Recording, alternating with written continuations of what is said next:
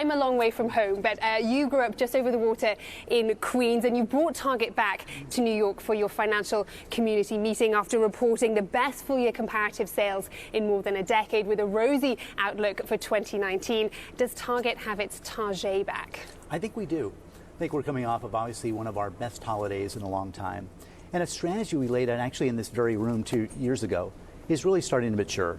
2 years ago, I talked about investing $7 billion in our business to reimagine our stores, to reimagine our brands, to invest in new fulfillment capabilities, and importantly, to invest in our team. And at that point, there were a lot of questions. People were concerned about the direction we were headed. People were closing stores, not opening stores. They were cutting costs, not investing. But today, I think we proved out that that strategy is working. And we're delivering great sales. Our comps were up 5.3% in the fourth quarter. We grew our digital business by over 30%. Our stores grew at almost 3%. And we said, well, 2018 was a good year. 2019 will be even better. So you feel you've answered those questions. Do you still consider yourself to be in transition? That was something you actually said about 2018. I think we're at a point where now we've matured the strategy. It's showing it's very durable. We're scaling it.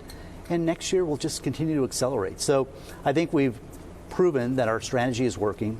And next year we'll just continue to execute that strategy and continue to grow sales and give our shareholders great returns. Now, last year you said the consumer environment was possibly one of the strongest you've ever seen. A lot of economists, analysts, investors worried about headwinds in 2019. What's the single biggest concern for you? Well, right now I'm concerned on our team staying really focused on executing our strategy. We can't change the consumer environment. We can't impact tariffs and other things that people have been talking about. But are you worried about those at all? You know, I'm really not. I'm focused on making sure we continue to do a great job of remodeling our stores, opening up new great stores in places like Manhattan, continuing to build our brands, making Target America's easiest place to shop. So I'm really focused on making sure we're delivering against the plans we put in place, and making sure, again, 2019 is even better than 2018. Later this week, we get the monthly jobs numbers, and we've been looking at a very tight labor market here in the U.S. You plan to raise your minimum wage to $15 by the end of next year. Do you have concerns about the labor market, and might you have to raise that wage even higher? Well, there were some questions when we went into the fourth quarter. We talked about hiring over 120,000 team members. Well, we were able to do that because I think Target's become an employer of choice in retail. And the fact that we're investing in wages, investing in training, giving our team members a career at Target, I think has been very well received. And we're seeing, obviously, a very good response across the country. So I feel really good about our opportunities to continue to hire and attract great talent. Earlier you mentioned the comparative sales beat you had in the fourth quarter. There were some concerns about falling gross margin. Over the holiday period, you offered 2-day free delivery with no minimum spend. Would you do that again? Well, we're offering a number of different fulfillment choices. So today, if you shop at Target, you can order online. A couple of hours later, come by and pick up in our store. In over 1,000 locations, you can place that order, pull into our parking lot, and within 2 minutes, we'll put that right in your trunk.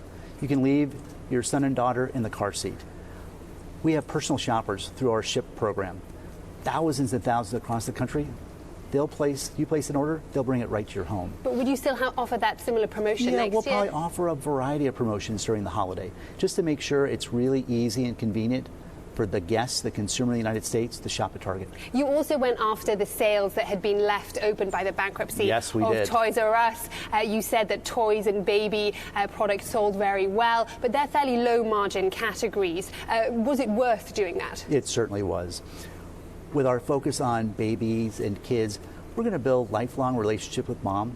We're going to be a destination for generations to shop for toys at Target. So it was a short-term bet that's going to have long-term benefits.